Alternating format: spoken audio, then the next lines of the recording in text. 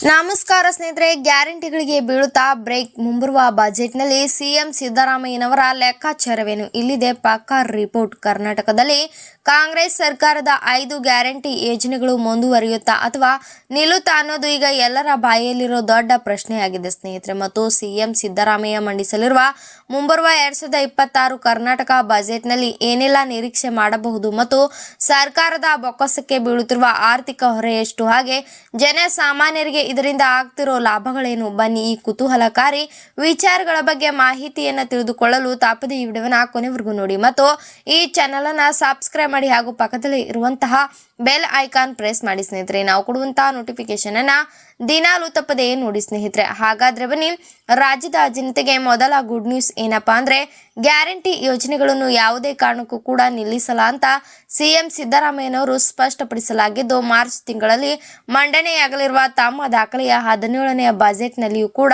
ಈ ಯೋಜನೆಗಳಿಗೆ ಭಾರಿ ಅನುದಾನ ಎತ್ತಿಡಲಿದ್ದಾರೆ ಸ್ನೇಹಿತರೆ. ಆದರೆ ಆರ್ಥಿಕ ಹೊರೆ ತಗ್ಗಿಸಲು ಯೋಜನೆಗಳಲ್ಲಿ ಒಂದಿಷ್ಟು ಸ್ಮಾರ್ಟ್ ಬದಲಾವಣೆಗಳನ್ನು ಕೂಡ ಮಾತ್ರ ತರುವ ಸಾಧ್ಯತೆ ಇರುವುದರಿಂದ ಕರ್ನಾಟಕ ಗ್ಯಾರಂಟಿಗಳನ್ನು ನಿಲ್ಲಿಸಲಿದ್ದರೂ ಕೂಡ ಸುಖ ಸುಮ್ಮನೆ ಲಾಭ ಪಡೆಯುತ್ತಿರುವ ಅರ್ಹ ಫಲಾನುಭವಿಗಳಿಗೆ ಬಿಸಿ ಮುಟ್ಟಿಸಲು ಪ್ಲಾನ್ ಮಾಡಿದ್ದಾರೆ ಸ್ನೇಹಿತರೆ. ಹಾಗೆ ಅನರ್ಹ ಬಿಪಿಎಲ್ ಕಾರ್ಡ್ ರದ್ದತಿ, ಇನ್ಕಮ್ ಟ್ಯಾಕ್ಸ್ ಕಟ್ಟುವವರಿಗೆ ಗೃಹ ಲಕ್ಷ್ಮಿ ಕಟ್ ಮಾಡುವುದು ಹಾಗೂ ಶಕ್ತಿ ಯೋಜನೆಗಳಿಗೆ ಸ್ಮಾರ್ಟ್ ಕಾರ್ಡ್ ತರುವ ಮೂಲಕ ಸಾವಿರಾರು ಕೋಟಿ ಉಳಿಸಲು ಸರ್ಕಾರ ಮುಂದಾಗಿದ್ದು, ಇದರಿಂದ ಕೇವಲ ಅರ್ಹ ಬಡವರಿಗೆ ಮಾತ್ರ ಯೋಜನೆ ತಲುಪುವಂತೆ ಮಾಡೋದು ಸರ್ಕಾರದ ಲೆಕ್ಕಾಚಾರವಾಗಿದೆ ಸ್ನೇಹಿತರೆ. ಮತ್ತು ಹಾಗೆ ನಿಮಗೆ ಗೊತ್ತಿರಲಿಲ್ಲ, ಈ 5 ಗ್ಯಾರಂಟಿ ಯೋಜನೆಗಳಿಗಾಗಿ ಸರ್ಕಾರ ಪ್ರತಿ ವರ್ಷ ಬರೋಬ್ಬರಿ 51 ರಿಂದ 52 ಸಾವಿರ ಕೋಟಿ ರೂಪಾಯಿಗಳನ್ನು ನೀರಿಗಿಂತ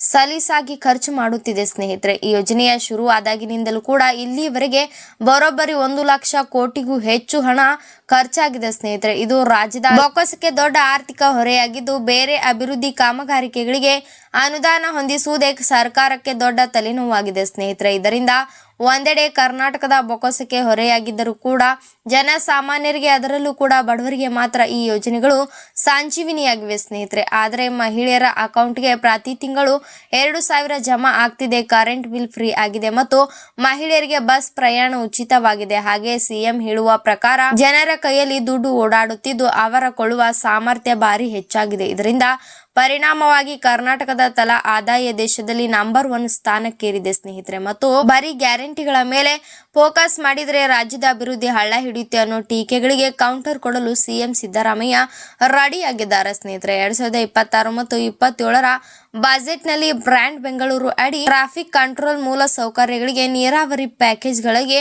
ಮತ್ತು ಕಲ್ಯಾಣ ಕರ್ನಾಟಕ ಅಭಿವೃದ್ಧಿಗೆ ಬಾಜರಿ ಘೋಷಿಸುವ ನಿರೀಕ್ಷೆ ಇದೆ. ಹಾಗೆ ಒಟ್ಟಿನಲ್ಲಿ ಮುಂಬರುವ ಚುನಾವಣೆಗಳನ್ನು ಕೂಡ ದೃಷ್ಟಿಯಲ್ಲಿಟ್ಟುಕೊಂಡು ಸರ್ಕಾರ ಗ್ಯಾರಂಟಿಗಳನ್ನು ಆಗದ ಹಾಗೆ ಮುಂದುವರಿಸಲು ಕಷ್ಟಪಡುವ ಟೈಮ್ ಸಿಚುವೇಶನ್ ನಲ್ಲಿದೆ ಸ್ನೇಹಿತರೆ. ಆದರೂ ಕೂಡ ಆರ್ಥಿಕ ಶಿಸ್ತು ಕಾಪಾಡಿಕೊಂಡು ಆಸ್ತಿ ಸೃಜನೆ ಹಾಗೂ ಕಲ್ಯಾಣ ಯೋಜನೆಗಳ ಎರಡೂ ಕೂಡ ಬ್ಯಾಲೆನ್ಸ್ ಮಾಡುವ ಮಹತ್ವದ ಸವಾಲು ಸಿಎಂ ಸಿದ್ದರಾಮಯ್ಯ ಮುಂದಿದೆ ಸ್ನೇಹಿತರೆ. ಹಾಗೆ ಈ ಬಾರಿ ಬಜೆಟ್ ಪೆಟ್ಟಿಗೆಯಿಂದ ಏನೆಲ್ಲ ಹೊರ ಬರಲಿವೆ ಅಂತ ಕಾದು ನೋಡಬೇಕಿದೆ ಸ್ನೇಹಿತರೆ.